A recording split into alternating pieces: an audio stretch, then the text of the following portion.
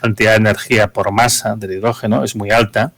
Tenemos 120 megajulios por cada kilogramo de hidrógeno, que por ejemplo, por comparación con la densidad energética del gas natural, pues es más de 2 veces la densidad energética del gas natural.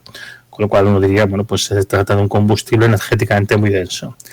Pero como estamos hablando de un gas, aquí al final lo que nos interesa es cuál es la cantidad de energía por unidad de volumen. Entonces, si estamos hablando de la cantidad de energía que tiene un litro de gas natural o un litro de hidrógeno a la presión ambiental, a la presión de una atmósfera, de un bar, pues nos encontramos que el gas natural es 3 veces más energético por litro que el hidrógeno, ¿no? El hidrógeno, digamos, pues las moléculas que tiene pesan muy poquito y al final, pues cuando vas a mirar exactamente cuánta energía hay, pues resulta que es un tercio de la que tiene el gas natural. Solamente cuando el hidrógeno se almacena a una presión altísima, por ejemplo, pues 700 bares, que es la presión que hay a 7.000 metros de profundidad en el océano, una presión absolutamente inmensa, se pueden conseguir tener densidades energéticas decentes, de la orden de 5 megajulios por litro. Recordemos que esto yo creo que es importante tenerlo en cuenta, que cuando hablamos de la gasolina o del diésel, tienen densidades energéticas que son entre 7 y 8 veces más grandes por litro que la que tiene hidrógeno. O sea que estamos hablando de un combustible que, densificado de esta manera, con esta presión tan elevada, igualmente pues resulta tener una densidad energética bastante baja si la comparamos con pues, la gasolina o el gasóleo. Pero bueno, es lo más... Es el mejor uso que se le puede conseguir dar para, si estamos pensando, para motores. Luego, pues el hidrógeno presenta otro tipo de problemas. Esto es general del hidrógeno, no es específicamente hidrógeno verde. Y es que si miramos, por ejemplo, el caso de vehículos autónomos, si estamos pensando en pues, un camión, ¿no? Por ejemplo, un tren o un barco, una cosa así, pues la primera cosa que hay que hacer es que hay que refrigerar el hidrógeno antes de comprimirlo, porque si no se calienta demasiado y se pueden producir una serie de problemas bastante graves, incluyendo alguna explosión.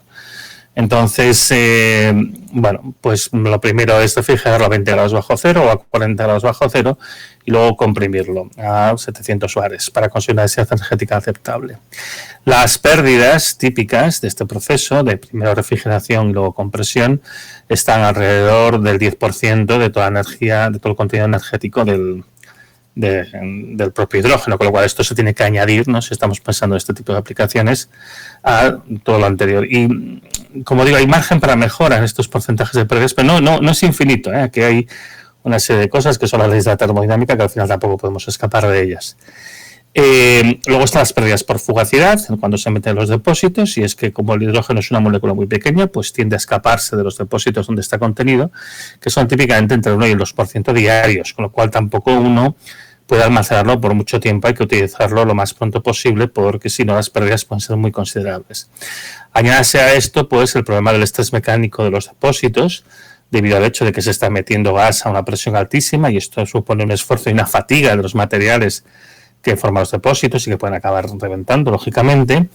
Añádasele a esto también el problema de la fragilización del acero al carbono, que es el acero más habitual y es el que, por cierto, es de lo que están hechas las conducciones de gas que utilizamos hoy en día. Pues bien, todo el acero al carbono reacciona con el hidrógeno formando hidruros, que estos hidruros corroen el acero hasta el punto de hacerlo frágil, ¿no? El brittling es fragilización, lo hace más quebradizo y al final se acaba rompiendo, ¿no? Para compensar este problema, para evitar el problema, digamos, no se puede utilizar directamente las conducciones de gas actual para meter hidrógeno puro, sí que se puede meter mezcla, pero no hidrógeno puro. Pues lo que se propone es hacer un tratamiento interior de todas las conducciones poniendo un polímero, unas capas de polímero que se llaman liners. Y estas capas de polímero, el problema que tienen es que permiten aislar, digamos, el acero del contacto con el hidrógeno, tienen una escasa resistencia mecánica y térmica, con lo cual tampoco se puede inyectar mucha presión, se acaban desgastando y encima además llevan muy malos cambios de temperatura, que al final lo que favorecen es que el liner pues, se torne también quebradizo, se rompa y al final deja acceso al acero y al final se acaba corrompiendo la conducción y se acaba siendo correr igual. Y únicamente, por cierto, los liners son productos, un polímero que se deriva del petróleo. Si estamos pensando en transportar largas distancias, por ejemplo, en barcos, entonces va a requerirse introducirlo, al licuar el hidrógeno, por ejemplo, con lo cual se requieren temperaturas ultra bajas con un consumo de energía adicional o con una pérdida energética adicional. Y si la idea, como ha comentado el ponente anterior, es combinarlo pues con otros átomos para formar moléculas que sean estables, por ejemplo el amoníaco, el problema es que hay unos gastos en la energía de la reacción inicial para producir esta sustancia y después para volverla a descomponer, ¿no? Y esto pues puede añadir fácilmente otro 5, otro 10% o más de pérdidas. Y luego, bueno, el problema que tiene el hidrógeno utilizado en vehículos autónomos es que precisamente por las necesidades de comprimirlo para tener densidades energéticas aceptables, implica que hay un riesgo de que se produzcan grietas en los depósitos, que se produzca una explosión meramente mecánica, ¿no?, por la diferencia de presión, pero que además pues, puede inducir chispas y puede conducir a una deflagración posterior, y no olvidemos que el hidrógeno arde con una llama de muy alta temperatura. ¿La eficiencia del hidrógeno en función del uso final? Bueno, si lo que queremos es producir calor industrial, la eficiencia es la máxima que tenemos hoy en día, sería alrededor del 50%, tenemos un 50% de pérdidas en la producción industrial de hidrógeno a partir de agua, no estamos hablando de hidrógeno verde, pero bueno, se podría aprovechar todo una vez que lo utilizas para producir calor industrial, claro, si está cerca, si no tienes que transportar grandes distancias y si lo utilizas pronto, porque si no, claro, se va fugando. Si lo mezclas con gas natural, bueno, pues tendrás una eficiencia que lógicamente ya va a ser un poquito menor del 50%, pero además hay que tener en cuenta que por volumen de mezcla de gas vamos a tener pérdidas de la cantidad de energía que tenemos, porque no olvidemos que el hidrógeno solo tiene un tercio, a presión ambiental solo tiene un tercio de la cantidad de energía que tiene el gas natural. Con lo cual, si por ejemplo hacemos una mezcla de hidrógeno y de gas natural, vamos a decir pues un 80% de gas natural y un 20% de hidrógeno, por volumen no vamos a tener la misma cantidad de energía que si todo fuera gas natural. Vamos a tener pues como un 86% de la energía que tenía el gas natural puro. Y hay que tenerlo en cuenta, sobre todo porque más los contadores que te ponen la factura en kilovatios hora, realmente lo que miden, como es lógico, es volumen de gas que transita. Si vamos a vehículos eficientes de proximidad, suponiendo pues que todos los procesos se hacen con la máxima eficiencia, que las compresiones son pequeñas, que no hay muchas pérdidas por otros procesos, tendríamos una eficiencia en torno al 25%. Es decir, estaríamos perdiendo el 75% de energía. Y para vehículos de larga distancia y heavy duty, pues la eficiencia es típicamente inferior al 10%. O sea que estamos perdiendo el 90% de energía o más. Como digo, hay cierto margen para mejora de estas eficiencias, pero no es infinito. No es una cuestión de coste, esto es una cuestión de física y es una cuestión de termodinámica. Entonces, aunque hay cierto margen, como digo, vamos a encontrarnos siempre que las pérdidas van a ser pues muy grandes, van a ser enormes, ¿no? Entonces, bueno, para que este esquema tenga sentido, la asunción básica es que se va a disponer de una cantidad enorme de energía renovable, lo cual pues es falso. No son tampoco la panacea, tiene limitaciones que pocas veces se discuten. No voy a entretenerme demasiado con esto es un tema que he hablado ya en muchísimas ocasiones, pero las principales limitaciones que tienen un potencial de energía máximo que se puede producir mediante sistemas de aprovechamiento de energía renovable, que tiene un retorno energético que a veces no es suficiente, que dependen de las energías fósiles para su instalación y mantenimiento, que tiene una rentabilidad económica que no es siempre la adecuada y que dependen en muchos casos de materiales que son escasos y que además están empezando a escasear aún más. Sin entrar en demasiados detalles, si uno analiza el potencial máximo, porque, bueno, pues al final resulta que, por ejemplo, si hablamos de la eólica, ¿no? Te he oído decir que se quiere producir 2,5 teravatios de energía eólica, lo cual es un poco imposible, porque resulta que cuando cosas que además se están empezando a comprar ahora, cuando se instalan aerogeneradores a gran escala, resulta que disminuyen el potencial eólico de zonas que están incluso a centenares de kilómetros de distancia, porque al final es un problema de que hay una cantidad de energía accesible en la capa límite de la atmósfera, los 200 primeros metros, vamos a decir aproximadamente, de la atmósfera, y nuestros sistemas de captación de energía podrán tomar lo que puedan de allí, pero no pueden tomar una cantidad ilimitada, y al final, bueno, pues es un tema que está estudiado. Existen, bueno, digamos, disparidades de valores de los autores, pero digamos un valor de referencia que es el primer estudio que introdujo estas consideraciones, que son simplemente conservación de la cantidad de energía y conservación de la cantidad de momento lineal, pues estaría en torno a un teravatio de potencia media equivalente al consumo energético. Entonces, bueno, hay que tener cuidado con lo que se dice, no es evidente que la eólica vaya a poder producir más que una cierta cantidad, y algo parecido le pasa a la energía fotovoltaica. Hay un máximo potencial técnico debido a muchas consideraciones, los recursos que se necesitan para hacerlo y para mantenerlo y demás. Y si lo tiene en cuenta todo esto, pues bueno, pues con todas las fuentes de energía renovable que podemos disponer en el planeta, podríamos llegar, como iba a disparar entre los autores, hay autores que consideran que se podría llegar a producir como el 300 o el 500, incluso hace poco he leído algo así como el 10.000% de energía que se consume en el mundo. Yo, sin embargo, me inclino más teniendo en cuenta, pues eso, consideraciones más bien físicas y trabajos existentes, que estarían en torno al 30 al 40% de la energía que estamos consumiendo hoy en día de todas las fuentes de energía. ¿Vale? Con un poco de suerte, el 50%. Es decir, que inevitablemente vamos a una situación de disminución energética.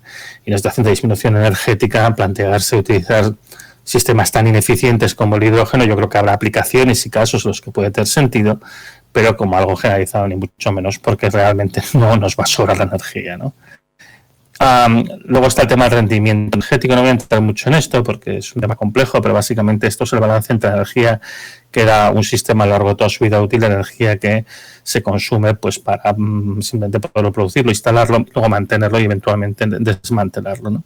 Y nos encontramos que la fuente de energía que tiene un potencial energético más alto de las renovables, que es la fotovoltaica, tiene un rendimiento muy bajo. Es un rendimiento que es tan bajo que posiblemente es incompatible con el mantenimiento de una sociedad industrial.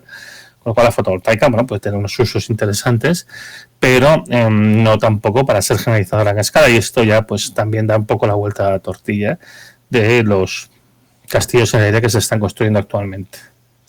Pero además no olvidemos que cuando nosotros hablamos de los casos de la energía hidroeléctrica o la energía eólica, estamos hablando de industria pesada, estamos hablando de grandes cantidades de hormigón, de acero, de una cantidad de maquinaria enorme para mover y instalar todos estos materiales, que todas estas requieren combustibles fósiles, requieren diésel, y el acero pues requiere carbón, y el cemento pues se utiliza gas para producirlo.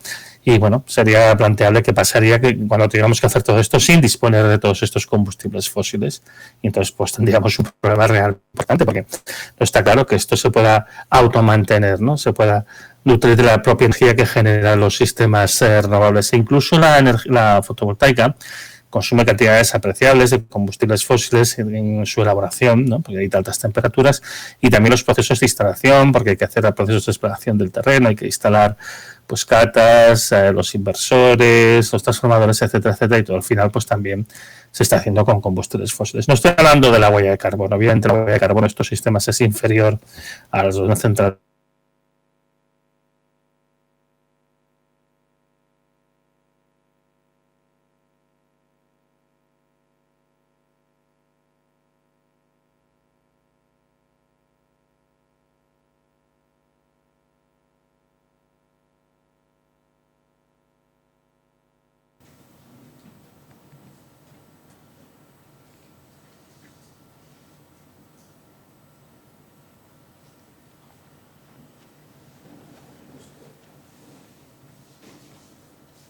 Y por tanto el rendimiento económico va a ser bajo. Entonces vamos a tener rentabilidades económicas que van a ser muy pequeñitas, que pueden ser inferiores al 2% anual, excepto en sitios concretos, como la iluminación y demás, pero no algo que se pueda generalizar en el contexto de la mayoría de estas regiones que se han comentado antes, ¿no? Ni mucho menos, teniendo en cuenta más los costes de mantenimiento y demás.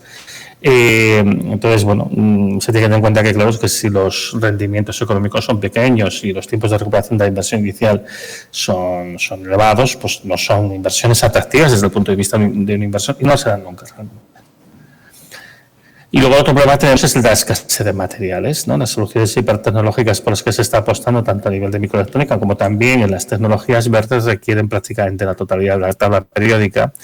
Y aquí pues tenemos una muestra de los elementos químicos, algunos de ellos pues de difícil producción, ¿no? Como las tierras raras, ¿no? Si las tierras raras, conviene recordar que aunque se llamen así, no son escasas en el planeta, ¿no? Tienen una abundancia que no es baja.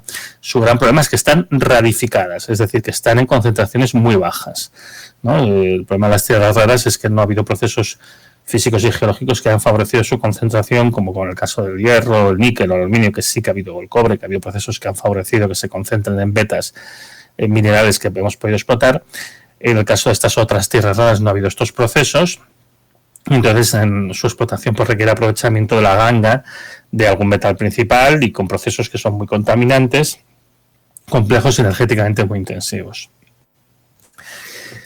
Esto que os pongo aquí es una transparencia de una presentación reciente que hizo Alicia Valero, que es, yo creo, una de las personas que es más una referencia internacional en temas de análisis de materiales críticos, y en el estudio que ella hacía mostraba que si se tuviera que hacer la transición energética, tal como está planeando, nos encontraríamos a escala mundial, que se necesitarían cantidades de algunos materiales que son superiores a las reservas conocidas e inferidas de ellos mismos, ¿no? Entonces nos encontramos que no tendríamos suficiente plata, cadmio, cobalto, cromo, cobre, galio, indio, litio, manganeso, que se necesita para el acero, níquel, plomo, platino, telurio, zinc. Y esto es un problema bastante serio. Tan serio como que hace 3 semanas o 4 la Agencia Internacional de la Energía sacó un informe sobre materiales críticos en el cual pues decía que bueno, que sí, todo se va a poder hacer y demás, pero nos avisaban que bueno, que la producción de aquí a 2040 de algunas materias primas se tendría que multiplicar por cantidades, por factores increíbles, ¿no? Por ejemplo, el litio, la producción de litio tendría que multiplicarse por 42, la de grafito por 25, la de cobalto por 21, la de níquel por 19 o la de tierras raras por 7, ¿no? Algunas de estas proyecciones son completamente imposibles. De hecho, significativamente, la propia Agencia Internacional de la Energía en ese informe hacía 6 recomendaciones y una de ellas era que recomendaba a los gobiernos de los países miembros que acapararan estos materiales, ¿no? Que hicieran reservas estratégicas de estos materiales. ¿Por qué pasa esto ahora? ¿Por qué hay tal interés por el hidrógeno ahora cuando se sabe que es un vector energético que para empezar es una fuente de energía y que además tiene poca eficiencia y que además con las renovables tenemos los problemas que tenemos? Bueno, por la razón es porque nos estamos quedando sin petróleo. Es así de sencillo. Tenemos que tener en cuenta que las compañías petroleras habían multiplicado por 3 su esfuerzo en el segmento upstream de búsqueda y explotación de los yacimientos del año 98 al año 2014. Y desde el año 2014 hasta ahora han disminuido la cantidad de dinero que se gasta en el segmento upstream en un 60%. Es decir, justo cuando además los yacimientos de gas son más difíciles de explotar y dan un producto de menor rendimiento, lo más esfuerzo se tendría que hacer simplemente para mantener la producción tal y como estaba, por lo que está haciendo realmente retirarse del negocio. No es una casualidad porque pasa esto, y porque además justamente en 2014, en julio de 2014 el Departamento de Energía de los Estados Unidos sacó este informe en el que yo he extraído esta gráfica. Y lo que ven en esta gráfica es básicamente el balance contable de las 127 compañías de petróleo y gas más grandes del mundo, ¿no? Dedicadas a la producción de petróleo y gas más grandes del mundo. Y la línea verde representa los ingresos de estas 127 compañías y la línea azul los gastos operativos de estas compañías. Como pueden ver de manera consistente en los años 2012, 13 y 14, estas compañías perdían dinero a un ritmo de 110.000 millones de dólares al año, que realmente son pérdidas muy grandes simplemente por esto, pues porque sus gastos, sobre todo pues el CAPEX en upstream, en buscar más yacimientos de petróleo, pues no compensaba los ingresos que tenían. Y tenemos que pensar que esto sucede en un periodo que el precio medio del barril de petróleo es el más alto de toda la historia, incluso teniendo en cuenta la inflación. El precio medio, hubo un pico de precio en el año 2008 más alto, pero si miramos el precio medio realmente corresponde a un periodo que está muy alto, está en torno a los $100 por barril, que además, $210 por barril, perdón, que además es aproximadamente el límite máximo de precio que la economía puede resultar, como ya nos han avisado algunos economistas, como por ejemplo el profesor James Hamilton de la Universidad de California, San Diego, que ya él hizo un análisis de cómo se transmiten los costes a partir de la energía en toda la cadena productiva y llegó a la conclusión de que cada vez que el precio del petróleo, la factura petrolífera, acaba representando más del 5,5% del PIB de los Estados Unidos entra en recesión. Y esto corresponde pues aproximadamente con estos precios, $110, $120 por barril. Con lo cual, con el precio más alto del petróleo que la economía puede tolerar, resulta que estas compañías pierden dinero, con lo cual no es de extrañar que hayan decidido desde el año 2014, 7 años ya, empezar a desinvertir. Esto ha causado problemas y esto, de hecho, la propia Agencia Internacional de la Energía ya lo preveía, lo anticipaba viendo lo que estaba pasando. De hecho, en noviembre del 2018, en su informe anual, nos muestra que podría haber un desfase entre oferta y demanda ya en 2025 de hasta 34 millones de barriles diarios, un 34% de la demanda esperada en el escenario de referencia, que solamente sí se daban toda una serie de cosas que de hecho no se han dado, pues podría reducirse a un 13%. Un 34% es muchísimo, ¿eh? Tenemos que pensar que durante la crisis del 2008 el consumo de petróleo cayó un 4% y durante la Segunda Guerra Mundial cayó un 20%, y aquí estamos hablando de un 34%. Incluso la Agencia Internacional de la Energía nos avisaba en ese mismo informe que en caso de que se produjeran inversiones, la producción de petróleo decaería a un ritmo rapidísimo y alarmante en 25 años, hasta ser menos de la cuarta parte de lo que es actualmente.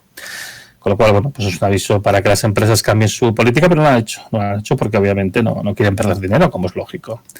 El último informe anual de la Agencia Internacional de Energía nos da estos 4 escenarios en función de cuál es el paradigma de inversión. Desafortunadamente nos encontramos, del que más cerca nos encontramos es del peor de ellos. El peor de ellos, la producción de petróleo caería hasta un 50% en el año 2025.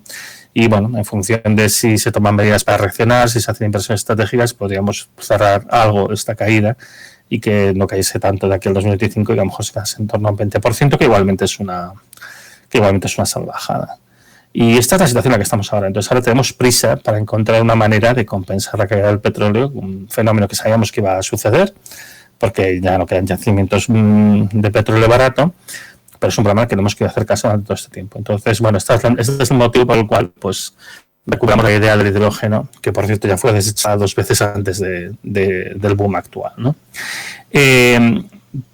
Incluso, digamos, hay algunos problemas que se están manifestando antes asociados a la caída de la producción del petróleo, y uno de ellos es el caso del diésel, ¿no? En el caso del diésel observamos pues el típico fenómeno de oscilación de meseta oscilante desde el año 2015, típico de cuando una materia prima ya está llegando a su máximo de producción posible, y en el caso además del diésel se ha podido mantener unos niveles productivos relativamente elevados a costa de disminuir disminuir drásticamente la cantidad de otros destilados medios, lo que aquí llamamos fuel oil, que está en franco declive desde el año 2009, lo cual no es extrañar porque, bueno, corresponde pues con el periodo en que el petróleo convencional llegó a su máximo, que fue el año 2005-2006, y bueno, pues a partir de ahí se estanca la producción de fuel oil, y en los últimos años lo que se ha hecho es, bueno, producir menos fuel oil para producir más diésel para intentar compensar este problema de producción, y hasta que no se ha podido más, y bueno, y ahora es por lo que estamos también intentando quitarnos el diésel de encima, porque simplemente no hay. Pero el diésel resulta que es la sangre de nuestro sistema, lo que mueve los camiones y la maquinaria pesada en general, y ahora tenemos un reto enorme por delante.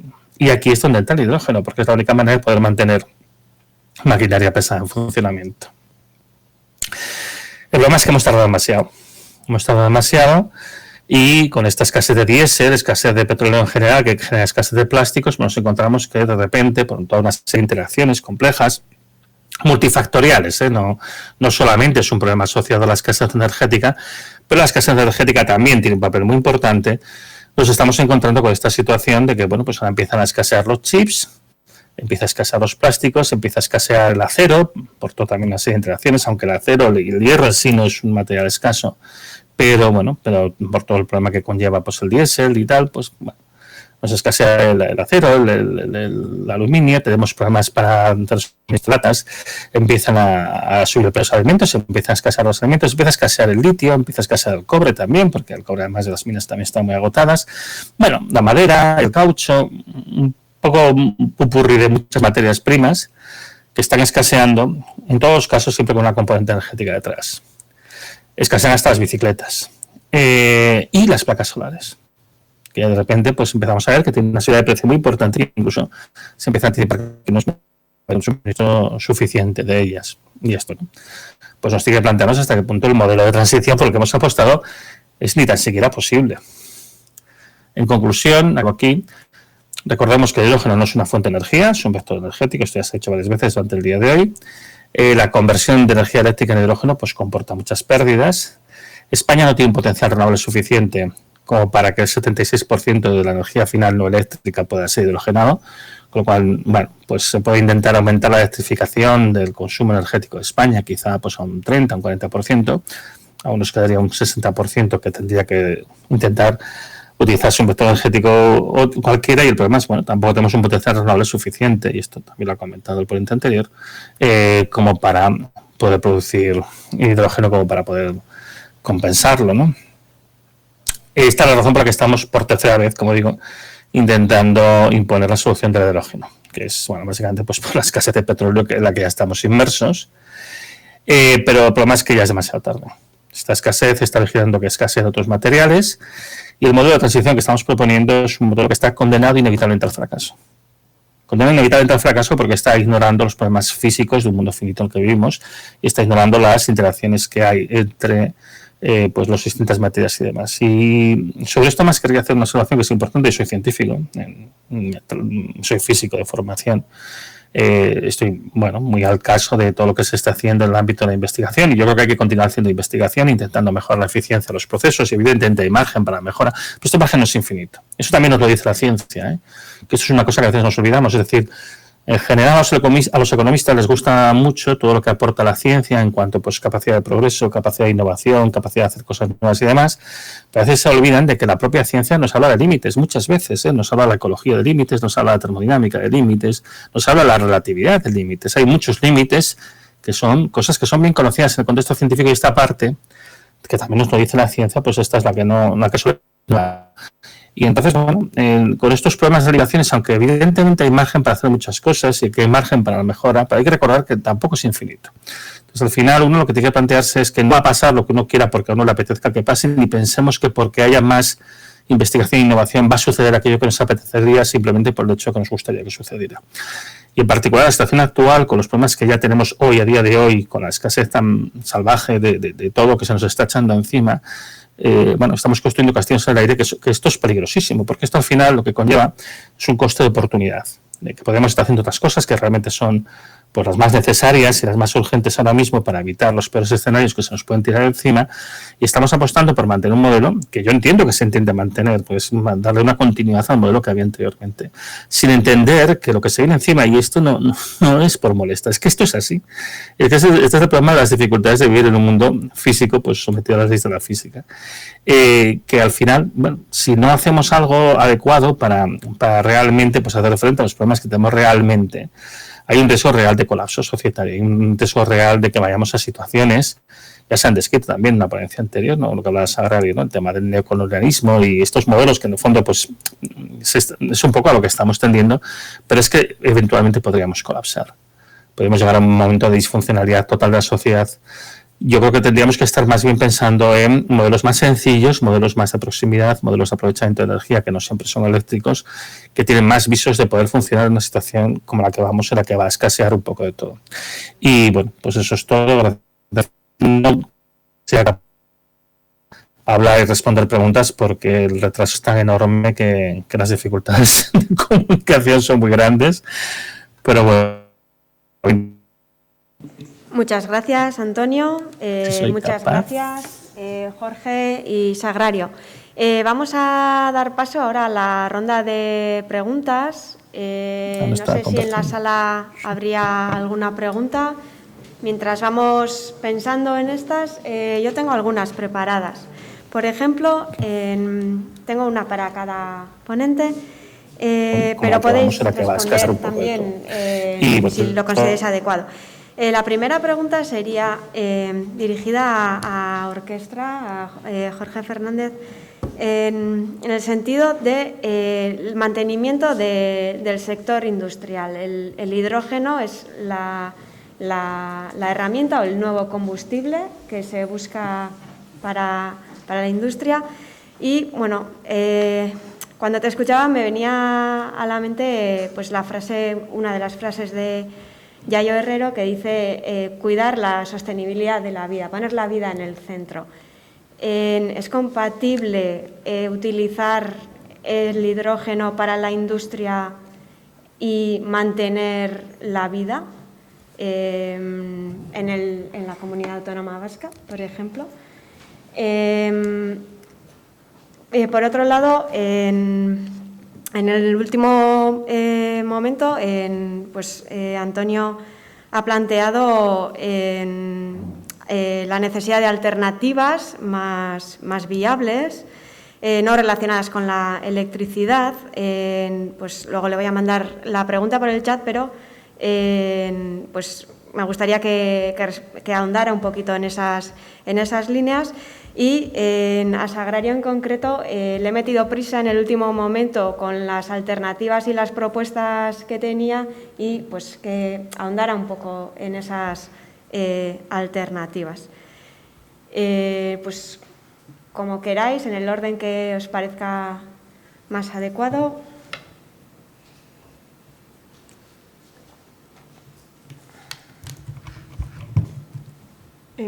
Puedo empezar yo. Sí. O sea, muy brevemente también, porque mi exposición ha sido muy larga. O sea, lo he apuntado al final, ¿no? O sea, que nosotras y nosotros lo que creemos es que tiene que haber una mejor planificación y que se tiene que utilizar la tecnología más adecuada y la energía más adecuada para cada uno de los usos y para cada uno de los, de los usos y lugares, ¿no? Entonces, bueno, yo creo que eso también es papel de los científicos.